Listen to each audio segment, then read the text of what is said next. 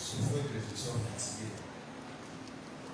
Je viens du mal, je suis fatigué, je suis très fatigué. Et donc, comme c'est une tradition, il faut que j'ouvre le mois, donc je suis obligé d'enseigner. Sinon, vraiment, vous allez m'asseoir et écouter. Amen. Il y a le frère Péniel tout à l'heure qui a soulevé un sujet, un point très important. Moi, je l'ai laissé parler depuis parce que je croyais qu'il allait revenir dessus. Il a d'abord pris Matthieu 7, Matthieu 7, 21 à 24, voilà. Et bref, tout ce qu'ils ont retenu, c'était ceux qui disent effectivement un jour, Seigneur, Seigneur, nous avons fait des miracles en ton nom. Il dit, éloignez-vous de moi, vous qui commettez l'iniquité. C'est ça. Et il a posé une question en prenant Matthieu 23, je crois. Il met le voleur à droite de Jésus, qui était sauvé. Lui, il n'avait rien fait, alors que sur terre, il y a des gens qui augmentent un peu mon micro là. Je ne vais pas crier. Le volume de mon micro. Et les gens qui ont fait des miracles, qui ont parcouru de lieu en lieu pour annoncer son nom, il leur dit quittez-vous, je ne vous connais pas. Et il s'est demandé mais comment ce tri a été fait. Et j'ai écouté quelques réponses. Bon, je n'ai pas été satisfait. Parce que j'ai plus l'impression que les gens répondaient parce qu'il faut dire quelque chose qu'ils voulaient aller dans le fond de la chose. Pourquoi le voleur a été accepté alors qu'il y a beaucoup qui vont aller de lieu en lieu, qui vont faire des miracles et qui vont être rejetés? En fait, j'explique. Le nom de Jésus, c'est comme la Nivaki. Qui connaît la Nivaki ici? Ou bien on va prendre aspirine, effervescent. Ou bien vitamine C. C'est CAC 1112. On va leur faire publicité cadeau. Voilà. Tu prends ça, tu vas en Alaska, tu mets ça dans l'eau, ça va fondre. Même manière. Tu prends ça, tu vas en Afrique du Sud, tu mets là, ça va toujours fondre. Ou bien je me trompe. Même si tu vas dans les ghettos de New York là, tu mets ça dans un verre d'eau, ça va fondre. Pourquoi? Parce que tous les principes sont concentrés dans le comprimé. C'était le nom de Jésus. Donc, le nom de Jésus, en lui-même, a la puissance de faire tout ce que Jésus peut faire. Amen. Maintenant, qu'est-ce qui s'est passé avec le gars à la croix? Le gars à la croix a cru. Il a cru. Selon Romains 10, le verset 9. Prenons Romains 10, le verset 9. Je ne l'ai pas, sauf si je me trompe. Je crois que ça va être Romains 9. Romains 10, verset 9. Romains 10, verset 9. Si tu confesses de ta bouche le Seigneur Jésus, et si tu crois dans ton cœur que Dieu l'a ressuscité des morts, tu seras sauvé. Voilà. Si tu crois, et le gars croyait que Jésus est réellement le Seigneur, c'est ce qui l'a sauvé. Or, les gens qui vont de lieu en lieu aujourd'hui ne croient pas. Ils utilisent le nom de Jésus, mais ils ne croient pas en ce Jésus-là. Parce que quand tu marches, quand tu crois en ce Jésus, ça veut dire que tu agis tel que Jésus doit agir. C'est pourquoi dans le verset, il dit « Éloignez-vous de moi, vous qui commettez l'iniquité ». C'est la partie que les gens enlèvent. Ils voient le rejet, mais ils oublient la raison. La raison, c'est parce que ceux qui utilisent le nom de Jésus aujourd'hui commettent l'iniquité. C'est pourquoi ils seront rejetés. Donc, évitons de commettre l'iniquité. On va prier. Éternel Dieu de grâce, Père, nous te disons merci. Merci pour ce temps que tu nous accordes pour nous enseigner, pour faire entrer en nous ta parole, afin que ta parole, Seigneur, puisse produire en nous des racines et que nous puissions produire des fruits dignes de ta gloire. Père, parle à notre conscience, parle à notre homme intérieur, parle à tout ce que nous sommes, Seigneur, afin que nous puissions nous soumettre totalement à ta parole et que nous puissions la mettre comme fondation de notre vie et qu'elle produise la gloire dont tu as besoin pour montrer au monde que toi tu agis encore. Dans le nom de Jésus, nous avons prié. Amen. Nous allons lire. Le thème de ce soir, c'est ta volonté, Seigneur. Nous allons lire dans le livre de Matthieu 26. Matthieu 26, le verset 41-42. Matthieu 26, versets 41 à 42. Veillez et priez afin que vous ne tombiez pas dans la tentation. L'esprit est bien disposé, mais la chair est faible. Verset 42. Il s'éloigna une seconde fois et pria ainsi. Mon Père, s'il est possible que cette coupe s'éloigne sans que je la boive, que ta volonté soit faite. Amen. Que quelqu'un acclame la parole de Dieu.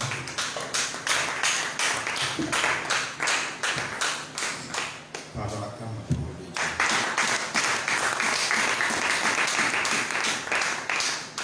Non, pensez que je suis seul dans la salle. Amen.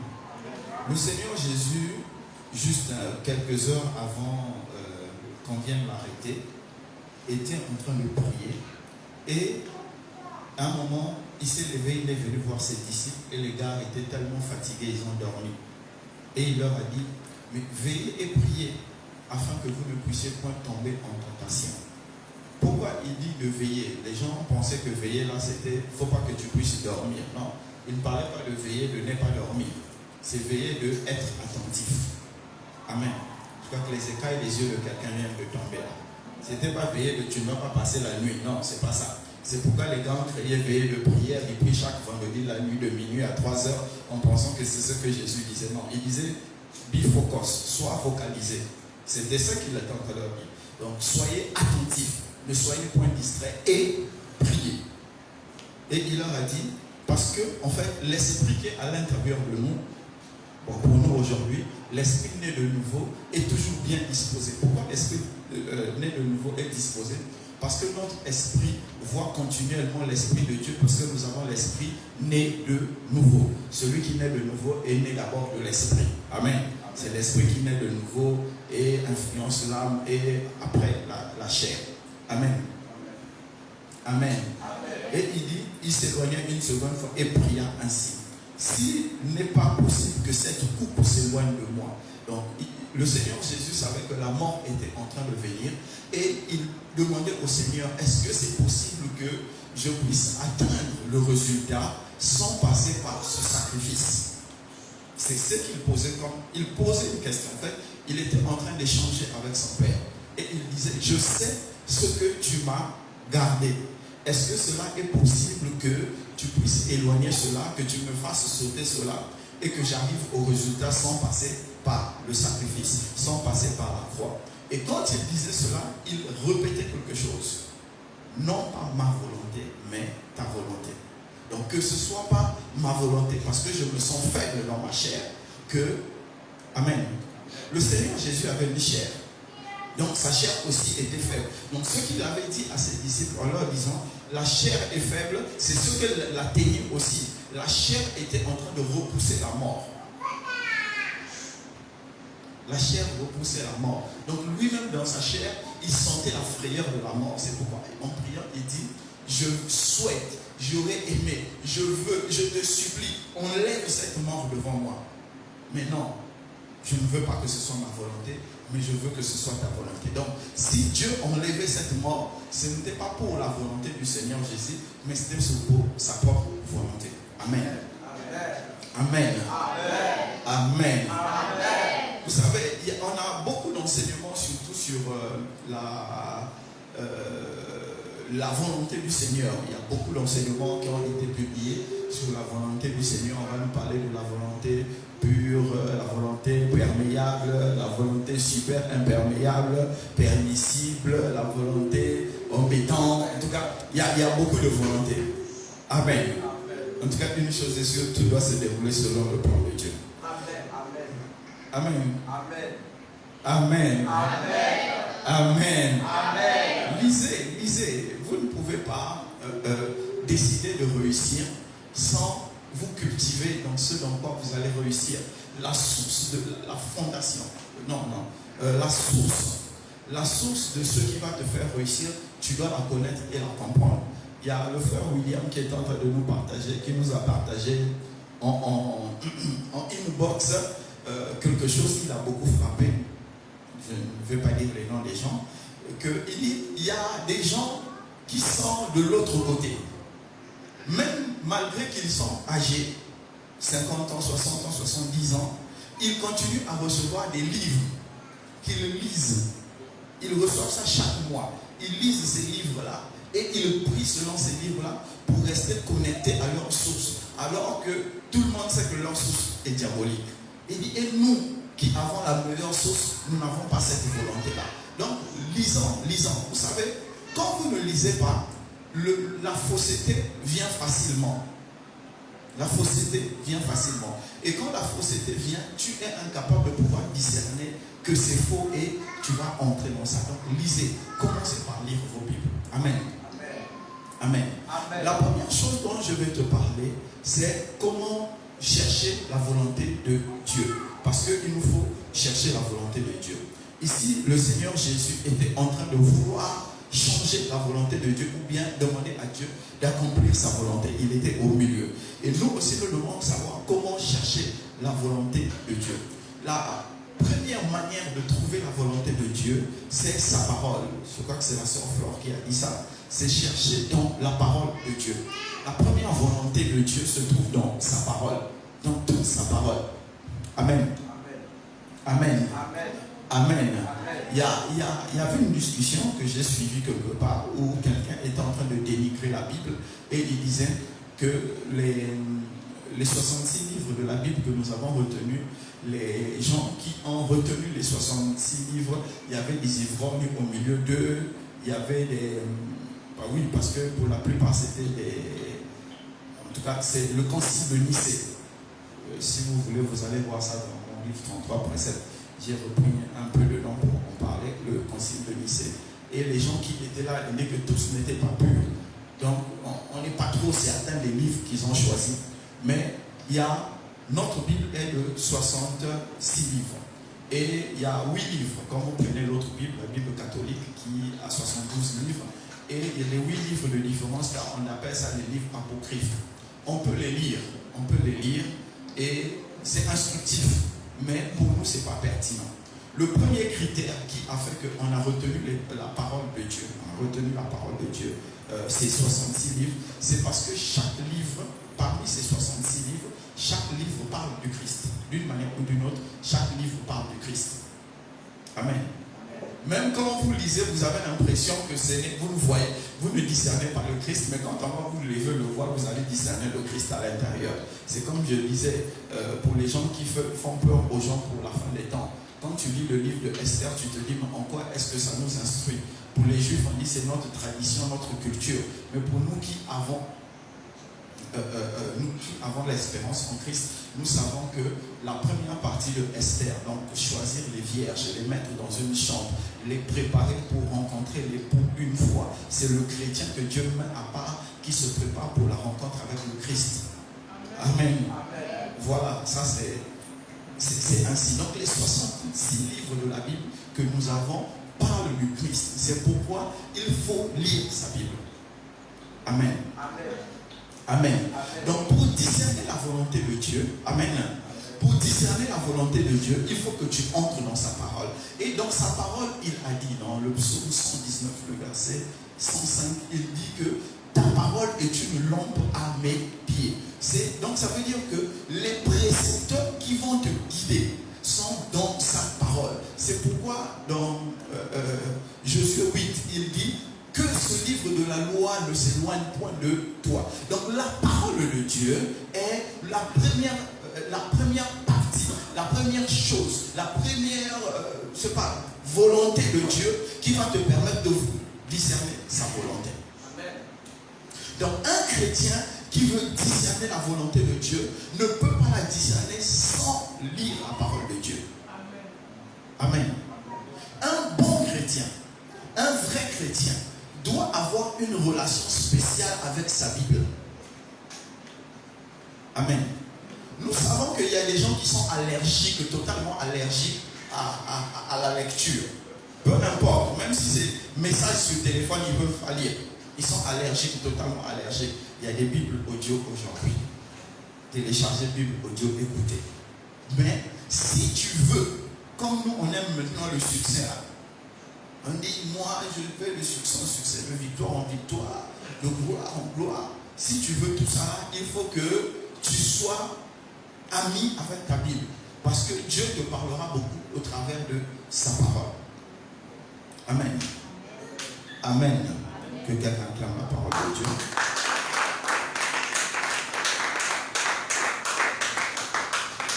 Je sais, la manière même d'acclamer se dit, mais pourquoi au lieu de nous donner les révélations, il préfère nous parler de la Bible? Vous savez, la révélation a un terme. Il a dit ça à Habakkuk.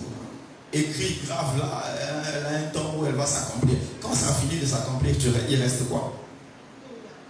Voilà, il reste la parole.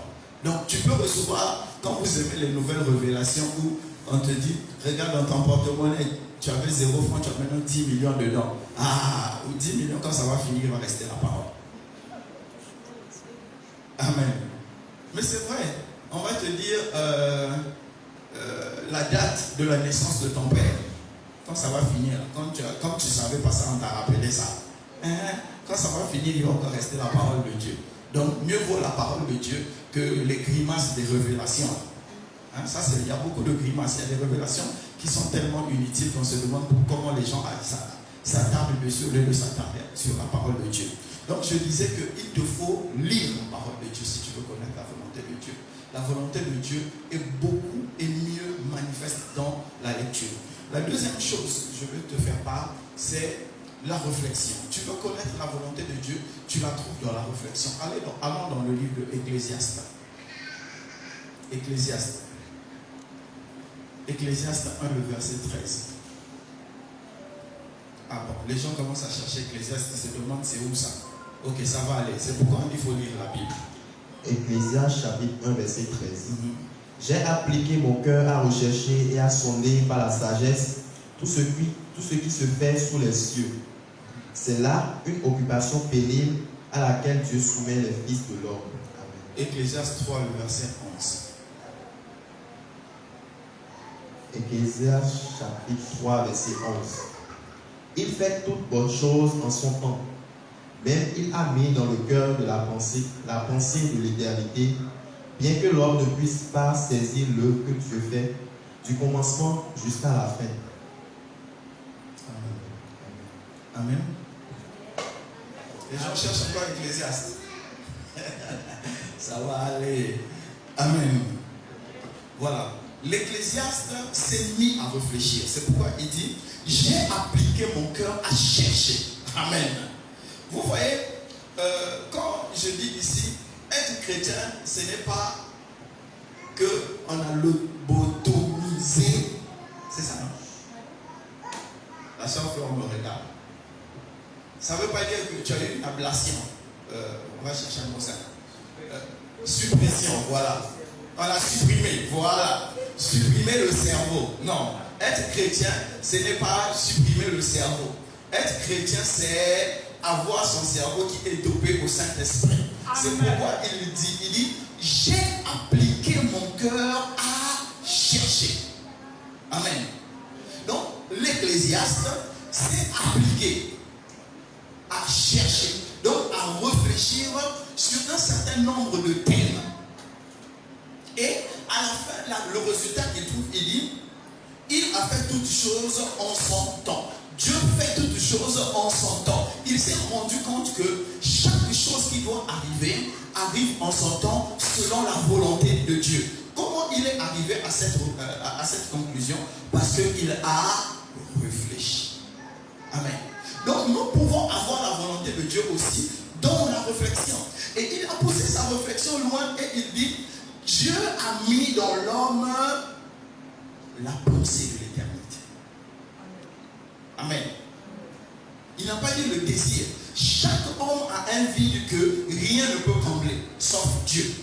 Parce qu'il n'y a que Dieu qui peut nous introduire dans l'éternité. Et c'est l'Ecclésiaste a compris ça, c'est en réfléchissant. Donc nous-mêmes, si nous cherchons la volonté de Dieu, nous devons réfléchir, nous devons prendre le temps de réfléchir. Le tout, ce n'est pas de dire Amen, je reçois. Non.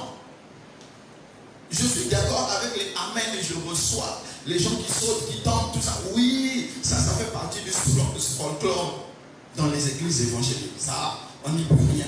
Mais nous devons monter à un niveau où, dans la recherche de la volonté de Dieu, nous devons aussi réfléchir. Moi, j'ai l'habitude de dire que celui qui ne prend pas le temps de réfléchir, donc de questionner la Bible, a un problème. Il y a des passages que tu vas lire dans la Bible, tu ne vas pas comprendre, il faut questionner la Bible. Il faut dire ça, j'ai l'impression que c'est faux. Et Dieu te donnera une réponse. Si tu m'as compris, acclame le Seigneur.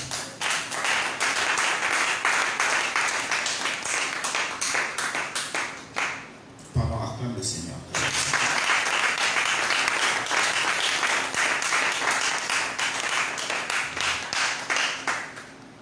Amen. Toujours dans la recherche de la volonté de Dieu, il y a aussi l'observation. Amen. Amen. Allons dans Genèse 17.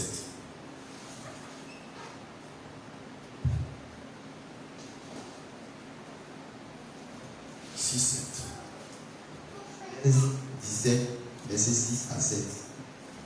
Je te rendrai fécond à l'infini, je ferai de toi des nations. Genèse 19, 6, 7. Genèse 19, verset 6 à 7. Lot sortit vers eux à l'entrée de la maison et ferma la porte derrière lui. Commence à 5. Verset 5. Ils appelèrent Lot. Monte encore à 4. Verset 4. Ils n'étaient pas encore couchés que les gens... Va à 3. Verset 3. Mais Lot les pressa tellement... Donc va à 1. Verset 1. Les deux anges arrivèrent à Sodome sur le soir, et Lot était assis à la porte de Sodome. Quand Lot les vit, il se leva pour aller devant eux et se prosterna la face contre terre. Verset 2. Puis il dit, voici mes seigneurs, entrez, je vous prie, dans la maison de votre serviteur et passez-y la nuit. Lavez-vous les pieds, vous vous lèverez de bon matin et vous poursuivrez votre route. Non, répondit-il, nous passerons la nuit dans la rue. Verset 3. Mais Lot les pressa tellement qu'il vint chez lui et entrait dans sa maison. Il leur donna un festin et fit cuire des pains sans levain. Et ils mangeaient. Verset 4. Mais ils n'étaient pas encore couchés que les gens de la ville, les gens de Sodome, entouraient la maison depuis les enfants jusqu'aux vieillards. Toute la population était accourue. Verset 5. Il appelait Lot et lui dit, où sont les hommes qui sont entrés chez toi cette nuit? Fais-les sortir vers nous pour que nous les connaissions. Verset 6. Lot sortit vers eux à l'entrée de la maison et ferma la porte derrière eux. Verset 7. Et il dit, mes frères, je vous prie, ne faites pas le mal. C'est bon, ne faites pas le mal. Amen. En fait, c'était pour ne pas raconter l'histoire que j'ai fait lire l'histoire. Je vous ai dit tout à l'heure l'observation. Lis-nous le verset 1. Le verset 1. Les deux anges arrivaient à Sodome sur le soir, et Lot était assis à la porte de Sodome. Quand Lot les vit, Quand Lot les vit, donc Lot a observé, il a regardé, tu peux t'asseoir, merci. Lot les a vus, donc il observait, il regardait, et il s'est rendu compte que ces gens qui passaient là avaient un aspect différent de ceux qui habitaient dans le même lieu que lui. Et au verset 7, la Bible est en train de dire qu'il est sorti et il a dit, mes frères, je vous prie, ne faites pas ce qui est mal. Mais comment lui, il savait que les gens de Sodome font ce qui est mal? C'est parce qu'il observait leur culture. C'était des sodomites. On dit, du plus grand au plus petit de la ville, tous étaient venus devant la porte de Lot. Et il dit, faites sortir ces gens-là. La version Louis II des puritains dit, nous allons les connaître. Non, c'est pour que nous puissions les sodomiser. C'est ça le mot. Vous êtes choqués? Non, c'est ça. C'était ça le mot. Le mot sodomiser vient de Sodome en fait. Parce qu'ils pratiquaient le sexe anal. Donc ils voulaient coucher avec les anges là. Parce qu'ils étaient peut-être grands, étaient beaux et tout ça. Toute la ville était sortie. Maintenant, Lot observait. Et Lot, en observant, a vu que les gens étaient différents. Ces gens qui étaient venus étaient différents. Amen. Amen. Et vous dormez? Les gens sur Internet vont penser que je suis seul. Amen. Amen. Donc, Lot a observé que ces gens-là étaient différents. Et il a observé encore que le comportement des gens chez qui il habitait, dans le pays dans lequel il était mauvais. La puissance de l'observation. C'est l'observation qui a sauvé Lot. Donc c'est l'observation qui a emmené Lot à discerner la volonté de Dieu. Si tu m'as compris, acclame le Seigneur.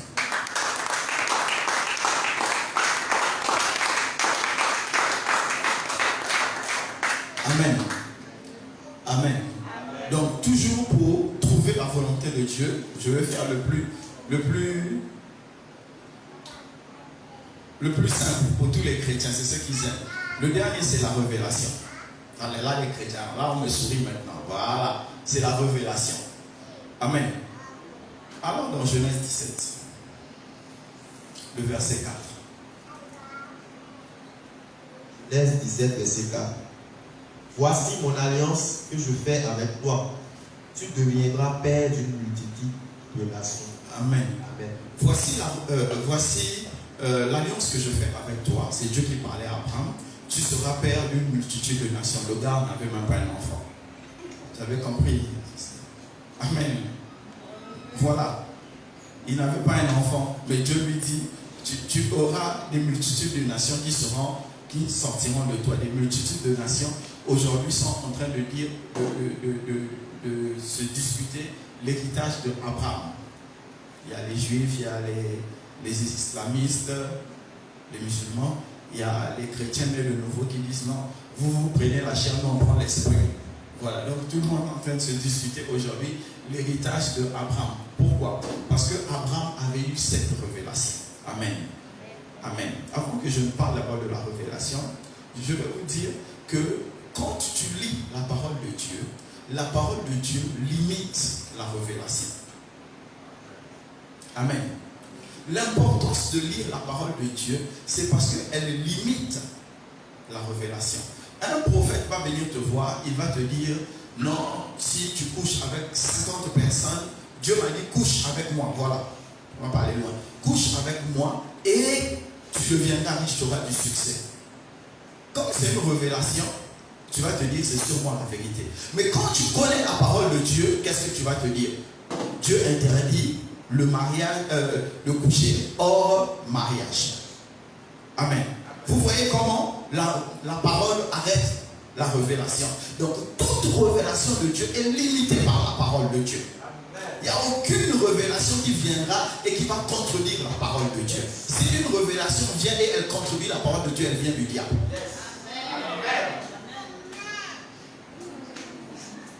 Amen. Donc, la révélation, c'est quoi? La révélation, c'est Dieu qui te parle à toi-même directement. Et il te dit quelque chose qui te concerne toi, ou qui concerne quelqu'un, ou bien qui concerne une nation. Amen. Comme tout à l'heure, la sœur Flore a dit, si Dieu te dit ne viens pas au Sébec le mercredi, ça c'est toi, ta révélation à toi. C'est Dieu t'a dit à toi, ne viens pas au Sébec le mercredi. Ça c'est ta révélation. Maintenant, en quoi est-ce que ça concerne la Bible ou pas la Bible? Ça c'est à toi de voir. Est-ce que Dieu est capable de te dire ne va pas au Sébec le mercredi? Ça, il faut regarder ça dans la Bible. Ah, c'est ça. Si la Bible te dit que non, il y a des jours où il y a enseignement, tu peux laisser, c'est pas bon. En ce moment, tu appliques. Sinon, tu sais tout de suite que ça ne fait pas partie des révélations de Dieu. Mais malheureusement, aujourd'hui, Amen. Amen. Amen. Amen. Comme nous ne lisons pas la parole de Dieu, nous recevons des révélations qui n'ont pas de tête, qui n'ont pas de queue, mais qui paraissent venir de Dieu. Pourquoi? Parce que beaucoup de révélations touchent la sensibilité humaine. Comme il y a une sœur, je crois il y a 2 mois ou 3 mois, qui était venue me voir, qui m'a dit qu'on lui a voulu faire l'arnaque de la pierre. Un gars l'a arrêté. Lui a dit, ah, je vois, tu as des problèmes. Ton frère, ma soeur, elle était troublée. Elle dit, waouh, comment tu sais tout ça?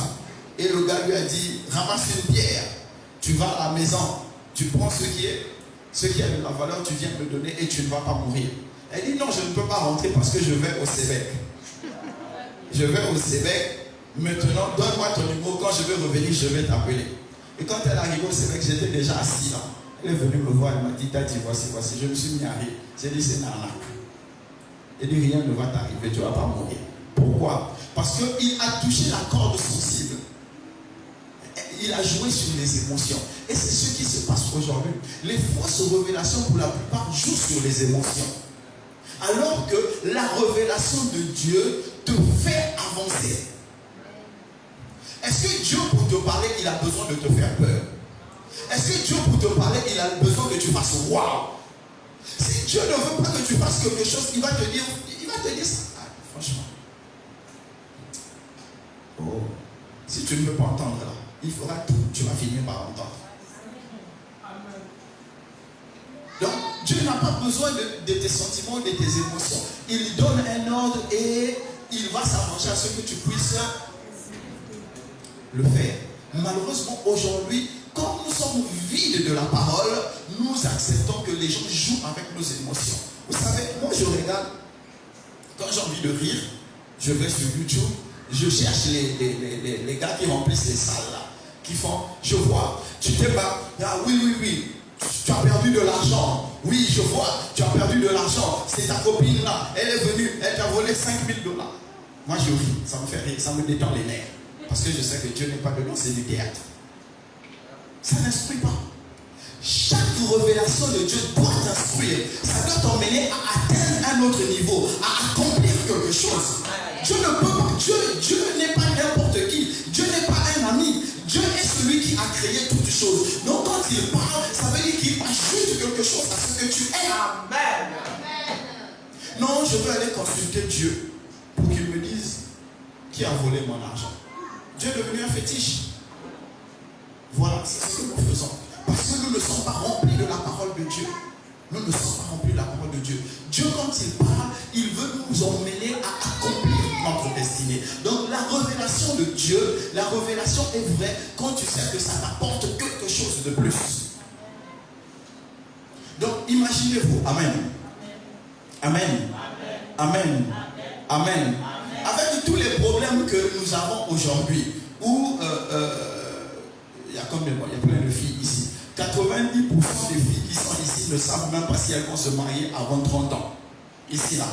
Donc, ce que Dieu va prendre le temps de te parler, c'est du voisin. Hein? Ce qui te concerne pour ton bonheur de demain, là, ça n'intéresse pas Dieu, mais c'est le voisin. Vous-même voyez la révélation. Donc, c'est pourquoi je dis, lisez la parole de Dieu et écoutez la révélation. Et quand vous allez écouter la révélation de Dieu, vous saurez ce qui est vrai et ce qui est faux. Si quelqu'un avec moi qui l'acclame aussi.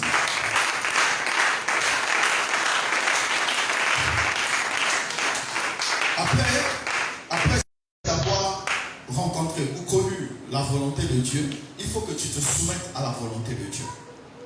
Amen. Quand tu as connu, quand tu connais maintenant la volonté de Dieu, peu importe, au milieu de tout ce que nous avons cité, pour trouver la volonté de Dieu, il faut maintenant que tu te soumettes à cette volonté. Vous savez, se soumettre, amen, se soumettre à la volonté de Dieu, c'est reconnaître la grandeur de Dieu dans ta vie. Amen. Amen. Je crois que c'est la sœur Sidoine qui a dû dire ça tout à l'heure. Elle disait, c'est comme ton père te donne un ordre et tu obéis. Je crois que c'est elle qui a dit ça. C'est la sœur Armel, avec 2 L-E-T-Z. Amen. Voilà. Donc, quand tu te soumets à la volonté de Dieu, tu reconnais la grandeur de Dieu. Alors, dans le livre de Actes 21.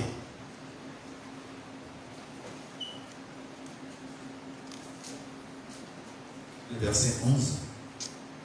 Acte 21, verset 11. Il prit la ceinture de Paul, va 10. Verset 10. Comme nous étions là plusieurs jours, un prophète nommé Agabus descendit de Judée et vint nous trouver. Verset 11. Il prit la ceinture de Paul, se lia les pieds et les mains et dit, voici ce que déclare le Saint-Esprit. L'homme à qui appartient cette ceinture, les Juifs le lieront de la même manière à Jérusalem et le livreront entre les mains des païens. Amen. Amen. Amen. C'est Agabus est venu Et il a fait ce qu'on appelle un acte prophétique en prenant la ceinture de Paul. Et il s'est attaché avec. Il dit c'est cette manière-là que Paul va être attaché et être livré aux Romains.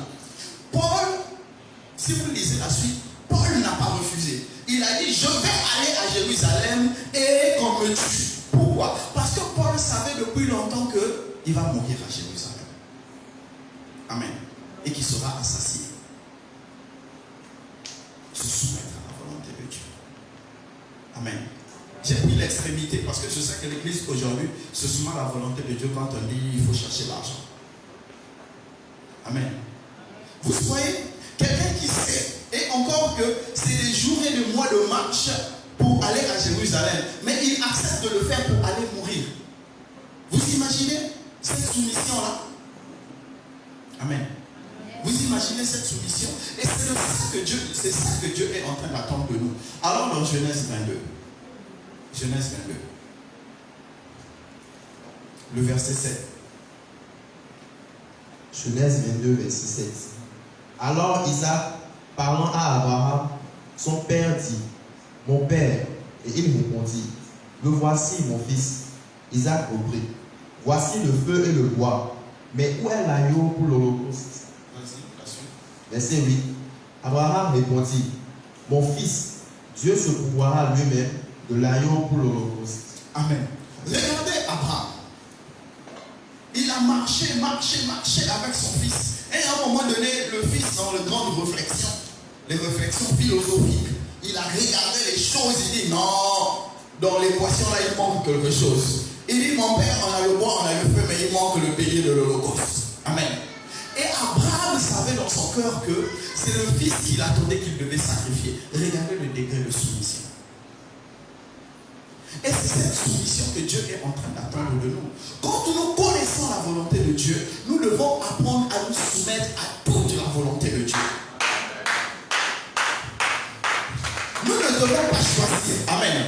Nous ne devons pas choisir de nous soumettre à ce qui va nous arranger, mais nous devons nous soumettre à toute la volonté de Dieu. Abraham, en disant que Dieu va se pourvoir, au fond de lui, il savait que Dieu avait déjà pourvu. C'était son fils. Amen. Mais Dieu l'a donné autre chose. Et Dieu a amélioré la relation avec Abraham. Donc nous aussi, quand nous trouvons la volonté de Dieu, que soit ce que ça va nous coûter, nous devons totalement nous soumettre. Si je m'ai compris, acclame aussi.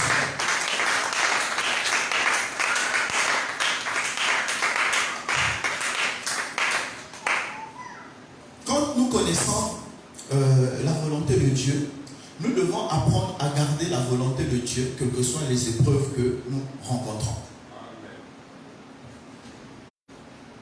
Peu importe la qualité des épreuves que nous rencontrons, nous devons garder cette volonté. Amen. Vous savez,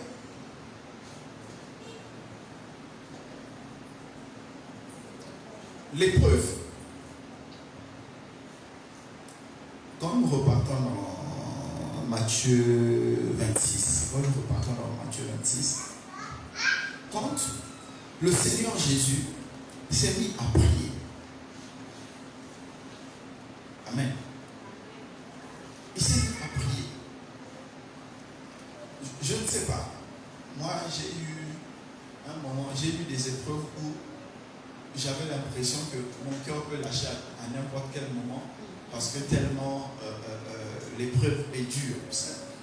Donc, imaginez-vous. Amen. Amen. Amen. Amen. Imaginez-vous que 10 militaires entrent ici et braquent leurs armes sur nous. Nos cœurs vont être comment? Hein?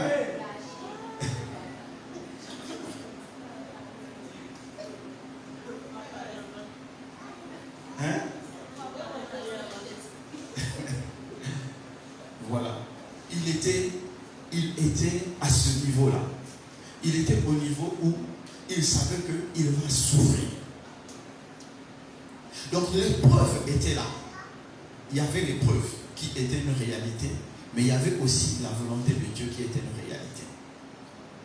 Amen. Donc, quelle que soit la nature de l'épreuve, quand tu connais la volonté de Dieu, tu dois accepter de te soumettre. Et c'est pendant cette épreuve qu'il a dit, Père, non pas ma volonté, mais ta volonté. Amen. Vous savez, on se soumet à la volonté de Dieu, ce n'est pas quand on mange shawarma. C'est pendant qu'il nous laisse le gari avec l'eau à boire. C'est là où on sait si tu te soumets à la volonté de Dieu ou pas. Amen. Comme il y a beaucoup ici là qui ont papa, maman, ils ne savent pas c'est quoi. Moi j'ai bu gari dans ce pays-là avec l'eau, avec les larmes. Je sais c'est quoi se soumettre. Amen. Vous savez, je dis toujours, on peut se passer de certaines épreuves quand on comprend très vite la pensée de Dieu. Et la pensée de Dieu, c'est que quel que soit ce que tu vas traverser, tu dois mettre sa volonté au-dessus de ce que tu traverses. Le sacrifice permanent. Amen. Le sacrifice permanent, c'est la volonté de Dieu au-dessus de tes propres intérêts. Amen. Le désir de Dieu au-dessus de tes propres désirs. Le besoin de Dieu au-dessus de tes propres besoins. C'est ça. Quand tu connais la volonté de Dieu, quand tu fais ça, il y a beaucoup de choses qui te seront épargnées. Si tu es avec moi, acclame le Seigneur.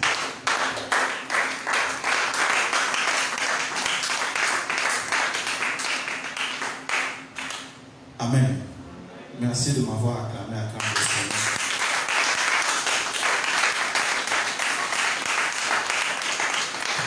On va finir par là. Le challenge le plus difficile pour nous les chrétiens, c'est rester dans la volonté de Dieu quand nous sommes dans l'abondance. Amen. Oui. Chacun n'a qu'à commencer à se regarder. Quand nous sommes dans l'abondance, il nous est difficile de rester dans la volonté de Dieu. Regardez vous-même, quand vous avez eu 100 000, combien on pensait d'abord à Dieu? 100 000 seulement. Je ne vais même pas aller loin. 100 000 seulement. Il y a certains qui se sont dit, je vais donner jusqu'à 10 000 de Dieu. Dieu a fait quoi pour moi pour que je lui donne tout ça?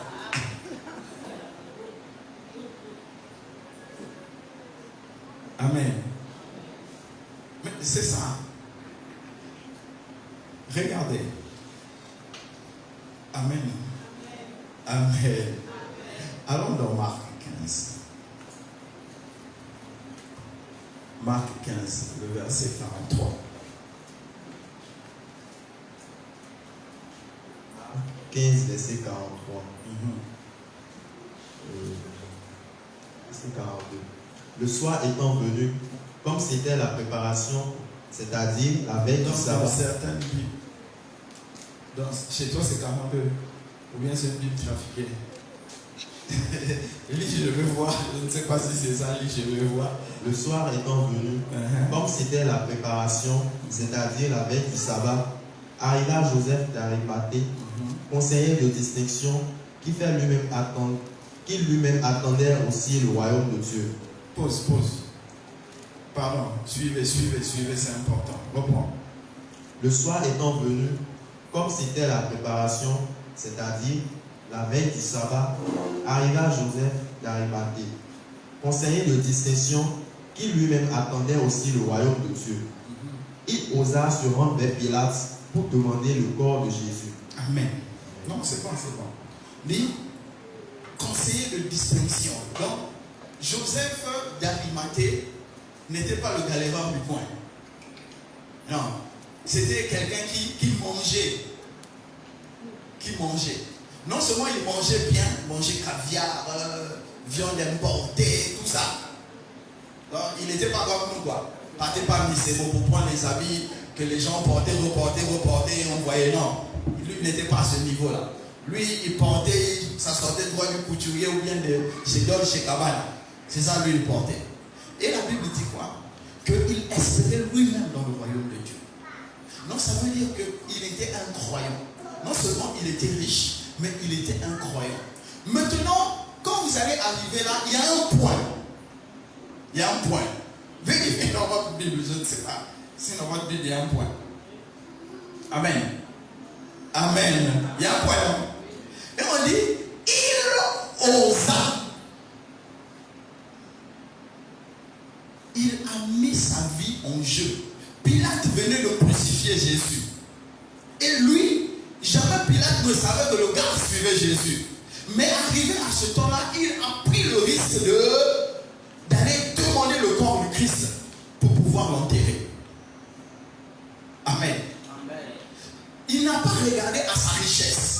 Il ne s'est pas confié à sa richesse. Il n'a même pas regardé la mort du Christ. Parce qu'il devait se dire, mais celui-là, nous, on le prenait pour le Messie. Il est mort, nous, on va faire comment? Mais il a osé.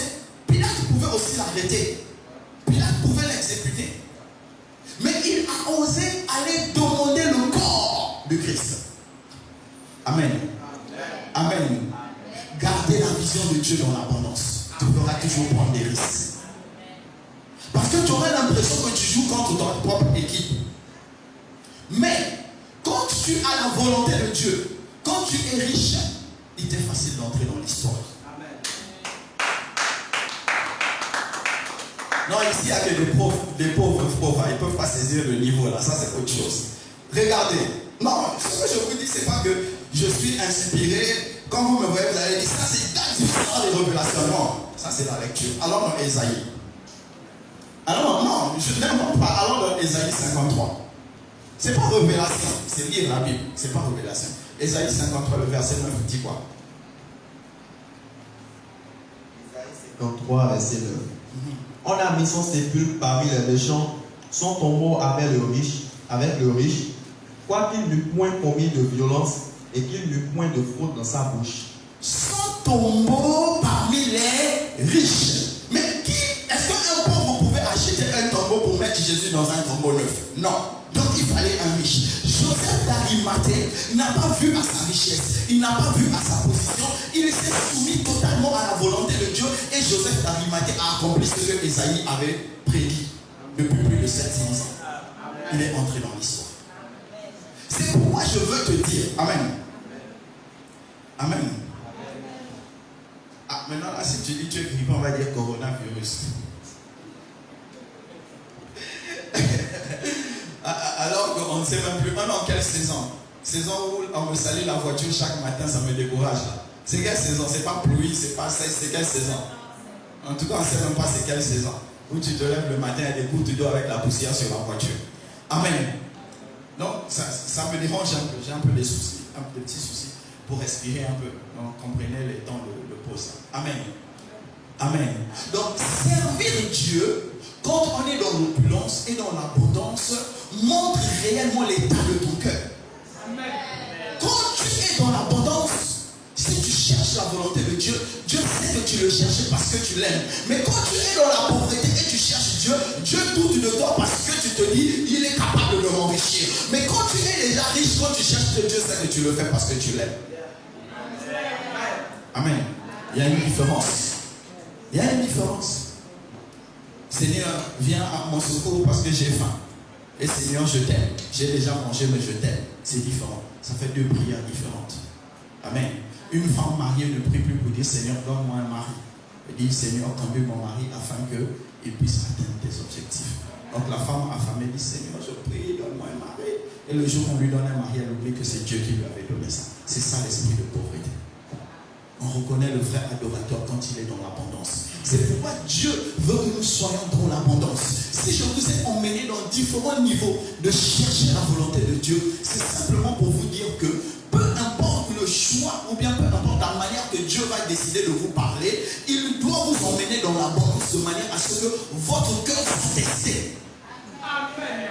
Dans la pauvreté, tu vas te soumettre parce que tu te dis si je ne me soumets pas, je ne peux pas sortir. Mais dans l'abondance, tu n'es plus obligé de te soumettre. Tu dis j'ai mon argent, j'ai les moyens.